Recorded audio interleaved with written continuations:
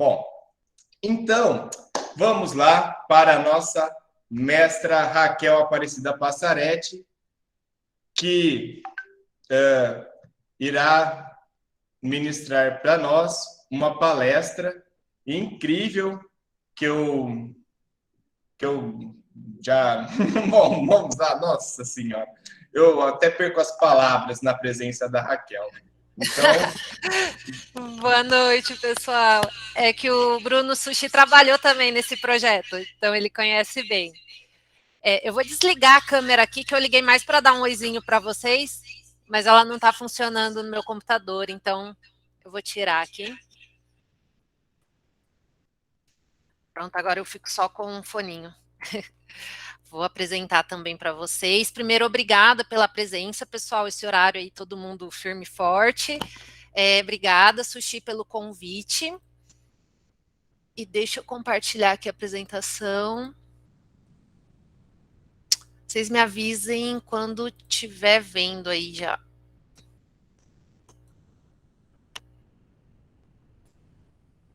Apareceu para vocês a apresentação? Sim. Ah, legal.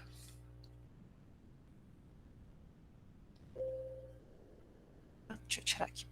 Então, pessoal, eu vou apresentar para vocês a dissertação de mestrado do meu mestrado, que foi intitulada Semeadura Direta de Espécies Nativas de Cerrado, Diferença entre Espécies e Efeito da Mato-Competição. E eu falo minha dissertação, eu fico até meio assim, porque esse projeto teve participação de tanta gente, né? A gente não faz nada sozinho nesse mundo. E eu acho legal compartilhar um pouquinho com vocês como isso tudo foi concebido e de onde surgiu essa ideia, como que a gente conseguiu os recursos para desenvolver esse projeto. Bom, meu nome é Raquel, né, como o Bruno já apresentou, e eu trabalho na AES Brasil, que é uma empresa, na verdade é uma plataforma integrada de soluções de energia, e ela atua na geração de energia por várias fontes, como solar, eólica e por meio de água também, que são as hidrelétricas, e eu trabalho na área de meio ambiente, mais especificamente com projetos ambientais das usinas hidrelétricas. E uma das áreas, né, do nosso departamento é a área que trabalha com a restauração. Como a Cris comentou com vocês sobre um projeto que nós temos em parceria, a Seiba, também o Paulo, tem bastante parceria com a IES. A empresa ela tem a concessão de usinas, tanto no Rio Tietê, quanto no Rio Grande, quanto no Rio Pardo, Rio Mogi. E por meio dessas concessões ela gera energia e tem algumas obrigações também, e uma dessas obrigações é fazer a restauração em determinadas áreas do entorno desses reservatórios artificiais. Então são faixas de terra, não todas, né, não a totalidade do entorno dos reservatórios, mas algumas áreas são necessárias, é necessário realizar essa restauração.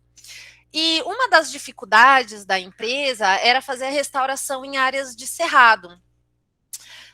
Então, na época, esse projeto ele já é um pouco antigo.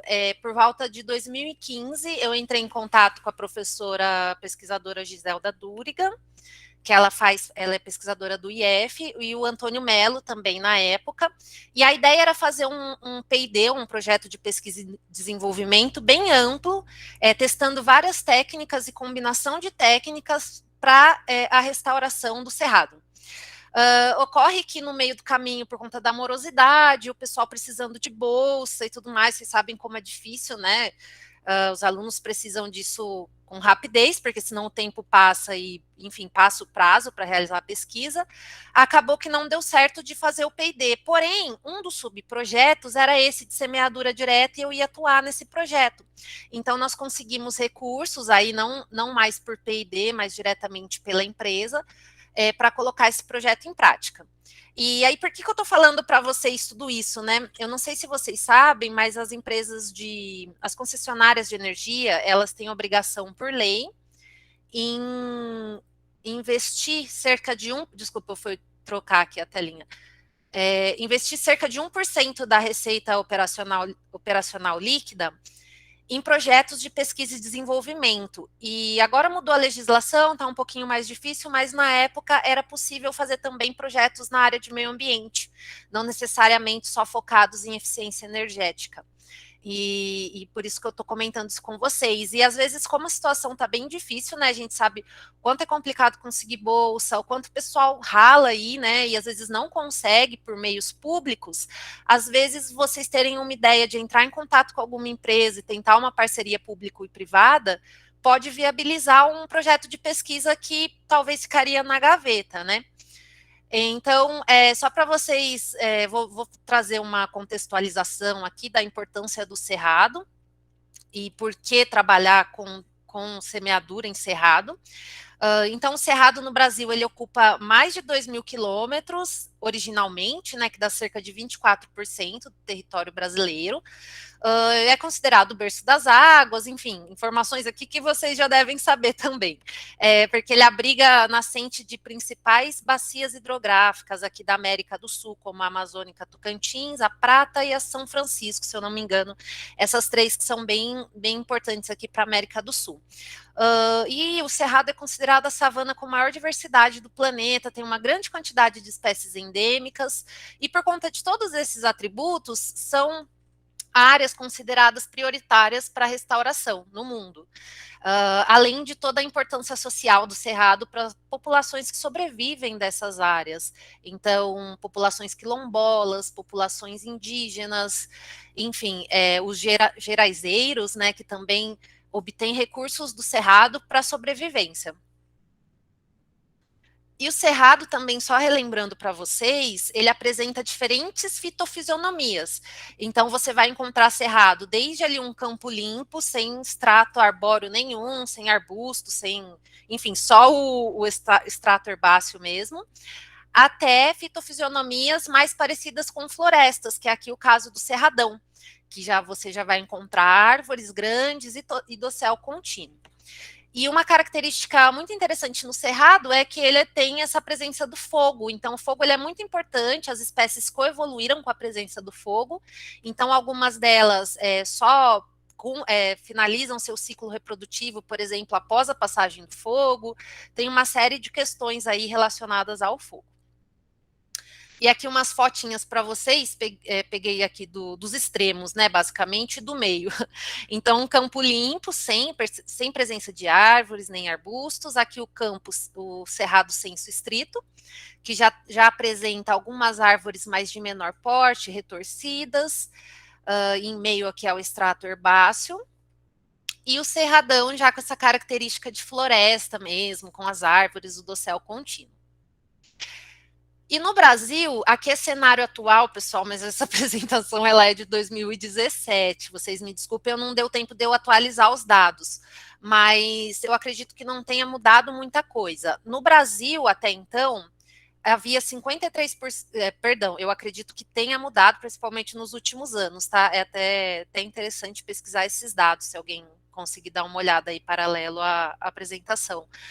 Mas até 2018, cerca de 53% das áreas de cerrado no Brasil já haviam sido convertidas para outros usos, e em São Paulo, 93% das áreas, então restava apenas 7% da área nativa de cerrado, e uma estimativa de total destruição até 2030.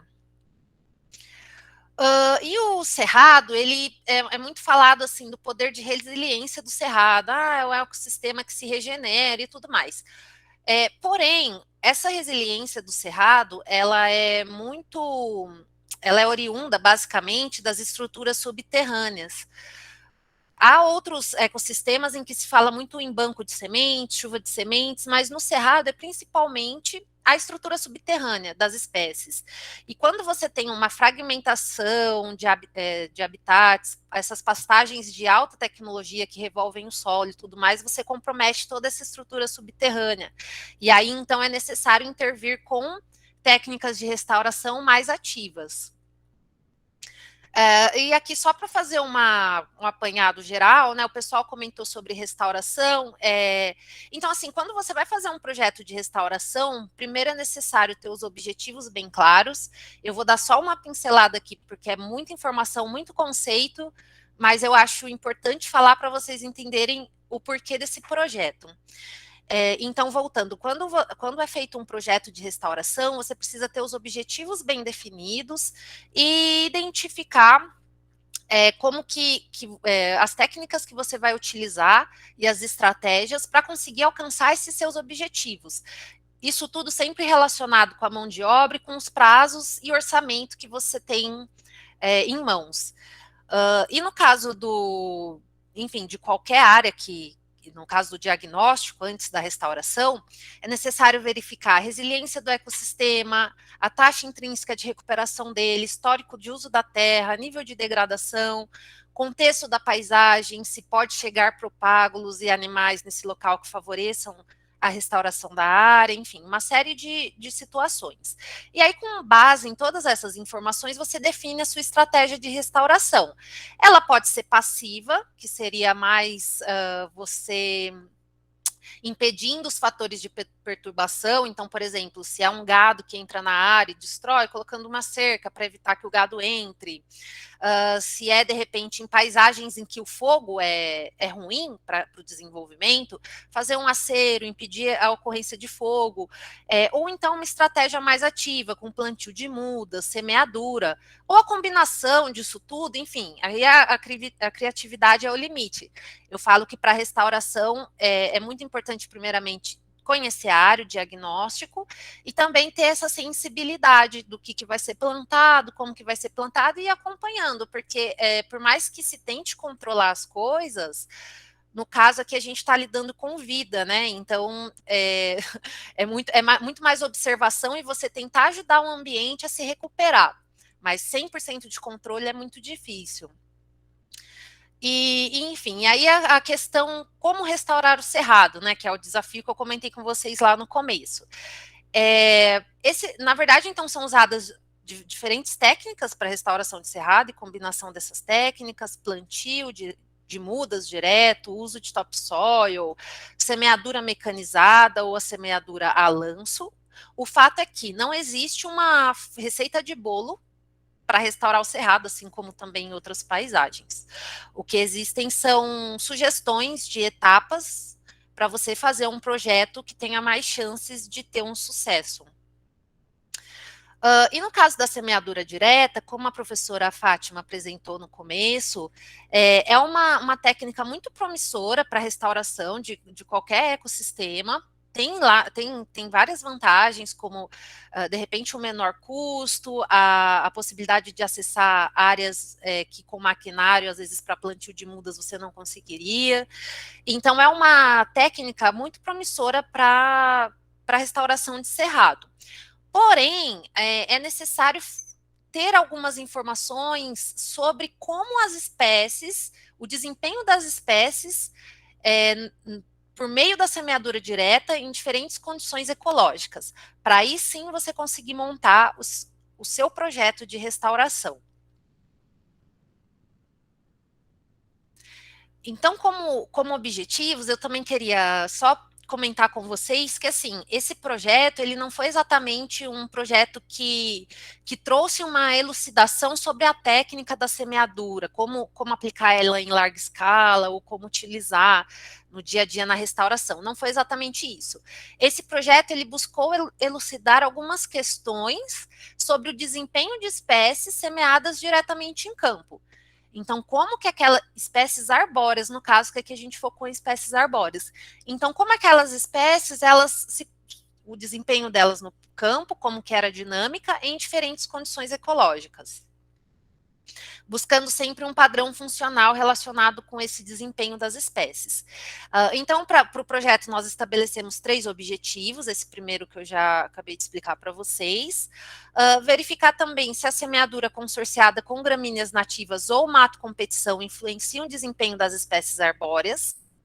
E aqui mais um parêntese, mato competição é um termo muito usado na agronomia, na biologia não se usa muito, tem até um certo preconceito com mato, né, que é mato, mas enfim, a gente acabou achando esse termo aqui mais indicado, mas nada mais é do que a competição entre espécies vegetais. E verificar se as gramíneas nativas testadas, elas podem inibir o estabelecimento da mato competição. Esse objetivo aqui também é bem interessante, porque um dos principais desafios na restauração é eliminar as gramíneas exóticas, até o Paulo comentou também na apresentação dele. e que elas, assim, atrapalham completamente o desenvolvimento das espécies nativas. Então, uma dúvida que nós tínhamos será que a gramínea nativa, ela consegue inibir o crescimento da gramínea exótica ou das outras espécies vegetais que possam atrapalhar o desenvolvimento das espécies nativas? Então, com base nisso, também foi identificado esse objetivo. E aí aqui eu vou passar para vocês um pouco de como foi feito o projeto, porque aqui a intenção hoje é, de repente, trazer uma luz ou inspirar, de certa forma, né, para as pessoas terem ideias de projetos nessa área de restauração. Então, aqui foi escolhida essa área aqui em vermelho, que é um fragmento de cerrado. É uma área dentro da concessão da AES Brasil. E ela, além de ser uma área de cerrado, ela tinha uma boa acessibilidade e um terreno com pouca inclinação. Então, nós fizemos aqui o preparo da área para implantar o experimento, aplicação de herbicida, infelizmente precisou, porque lá era uma área com muito colonião, muita braquiária. Fizemos a dragagem também, nivelamento. E para escolher as espécies arbóreas testadas, nós escolhemos sementes médias ou grandes, sementes que eram duráveis e disponibilidade de coleta. Então, por que 11 espécies? Porque foi o que a gente conseguiu comprar de sementes e também conseguimos implantar em campo de acordo com o tamanho da área que nós tínhamos, mas não tem nenhum motivo especial, é que quanto mais espécies a gente pesquisa, mais informação a gente tem. E aí, critérios para a escolha das gramíneas nativas seriam a abundância delas e se eram perenes, foi um dos critérios para escolher essas gramíneas. Então, aqui as 11 espécies que nós testamos.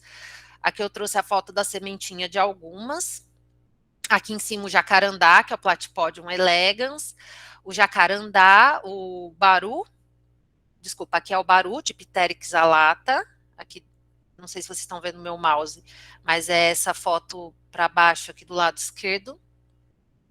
E do lado direito o jatobá, que é a Emineia stignocarpa. E as espécies de gramíneas nativas, que nós fizemos um mix, e aqui é a porcentagem da espécie, né, foi contada semente por semente, enfim, aí a gente fez, misturou todas essas gramíneas num saquinho e fez a porcentagem por espécie. Então, Andropogon leucostáqueos, Aristida jubata, a Axonopsis pressus, Eustáquis, a Lodetiopes e a Schizachyrium microstachyon, que foi a que mais a gente conseguiu semente para usar no experimento. E, enfim, a preparação dessas sementes, como que nós fizemos? A gramínea foi um beneficiamento manual, então nós tiramos as arestas, os gravetos, basicamente foi retirar as impurezas manualmente e deixar só a semente. E as arbóreas nós fizemos quebra de dormência para aquelas espécies que apresentavam dormência. E os testes de germinação, eles foram feitos no laboratório, no LASEM, em parceria com a UFSCar, e o mesmo procedimento que nós usamos para o teste de germinação foi usado também para as espécies que foram semeadas em campo. Então, os mesmos procedimentos de quebra de dormência. O desenho experimental, ele foi basicamente em 5 blocos, distância de 30 metros, mais ou menos, entre bloco. E assim, pessoal, eu sei que deve dar um nó na cabeça, né, que é um monte de informação, mas eu vou tentar simplificar. Em cada bloco, nós fizemos aqui 2 fileiras. Cada fileira com 11 parcelas, cada parcela de 2 metros por 2 metros. Em cada parcela foi semeada uma espécie arbórea. Então, aqui, espécie 2, espécie 4, espécie 7, aqui, como elas foram semeadas aleatoriamente, os números aqui estão aleatórios. Opa. E nas fileiras aqui de baixo também a mesma coisa. Essa foto é olhando para frente da parcela. Então, vocês veem aqui o corredor aqui no meio, de um lado 11 parcelas, do outro lado 11 parcelas. E aí, cada parcela ela foi subdividida em 2. Para quê? Para a gente conseguir analisar a espécie arbórea em 4 condições ambientais diferentes. Então, aqui no caso, esse W aqui é de weed control, até desculpa tá em inglês, mas foi um tratamento com controle de mato competição. Esse azulzinho mais claro, um controle de mato competição mais o consórcio das gramíneas nativas. O C, que é o verdinho aqui, ele só tinha espécie arbórea e não era feito nenhum controle. E esse azulzinho mais escuro aqui, o consórcio com gramíneas nativas e também sem nenhum controle. Então, aqui para tentar explicar um pouquinho melhor, ó. Essa aqui é uma parcela subdividida em duas. Então, de um lado, um dos tratamentos que foi só a espécie arbórea, sem nenhum tipo de gramínea, nem de nada que crescia ali na área, que ficou só a espécie arbórea. Do lado, aqui, esse verdinho, ele é a espécie de gramínea nativa que germinou. Então, aqui é a espécie arbórea mais a gramínea nativa. E a gente tirava só os matinhos, as espécies que cresciam aqui sem ser a gramínea nativa, que seria a mato competição. Esse trabalho ele foi feito pelo pessoal da Ceiba também, que foi um trabalho incrível, assim, que eles fizeram, bem detalhado, e o pessoal teve bastante paciência para conduzir isso em campo, que não é fácil. E aí aqui os outros dois subtratamentos aqui, um controle, que seria a espécie arbórea nascendo com o que tem ali na área, e a outra subparcela, espécie arbórea com a gramínea nativa e também crescendo o que tem de mato ali na área. Então tá, então aqui só para vocês verem, a gente fez uns gabaritos para conseguir fazer os buraquinhos aqui, foi um trabalho bem manual. Esse gabarito de madeira com MDF aqui, e aí a gente colocou manualmente as espécies arbóreas, e esse substrato mais escuro, ele é um mix de gramínea, que depois ele foi semeado nas parcelas que tinham esse tratamento. Então, foi um substrato de viveiro misturado com gramínea nativa. Aí, as manutenções. Pessoal, tenho quantos minutos ainda, só para eu me localizar? Opa, acho que mais 5 minutos, Raquel. Tá. E aqui então, como metodologia, a gente foi avaliando isso em 10 dias, 20 dias, 30 dias, no final das chuvas e no final da estação seca, e depois de um ano. E aqui eu vou passando mais para o final. A gente fez também estimativa visual da cobertura, a análise da biomassa, da parte aérea e da parte subterrânea, foram feitas as análises estatísticas. Enfim, e só relembrando então, né, o que a gente avaliou nessas espécies arbóreas? Basicamente, quantas emergiram em campo, quantas delas sobreviveram ao longo de um ano, então no final de um ano, quantas tinham sobrevivido. E além desses atributos, nós medimos também a altura dessas plantas depois de um ano de semeadura e o diâmetro delas. E aqui em relação aos resultados, então a germinação em laboratório versus a emergência em campo. A germinação em laboratório, normalmente ela se demonstrou para praticamente todas as espécies mais efetiva, assim, com uma porcentagem maior, logicamente porque é em um ambiente controlado, exceto para a Platypodium elegans, que surpreendentemente apresentou a emergência de campo maior do que a germinação em laboratório. Acho que tem até um estudo da Fátima que fala sobre esse tema. Eu vou pular aqui um pouquinho esses dados e eu vou direto para as conclusões. Mas aqui é tudo, a gente fez comparação entre os diferentes tratamentos. Então, para a Mábia fistulífera, que é uma das espécies arbóreas, como que foi a altura dela na parcela com controle de mato competição, como que foi a altura dela na parcela com controle gramínea nativa, como que foi a altura dela na parcela só com gramínea nativa, e assim para os 4 tratamentos.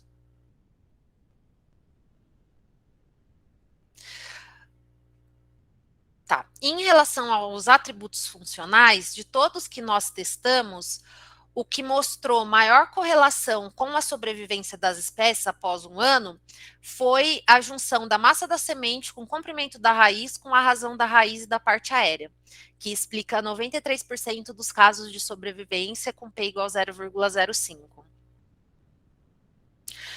Sobre a cobertura das parcelas, interessante aqui mostrar que onde teve controle da mato competição, vocês estão vendo esse marronzinho aqui?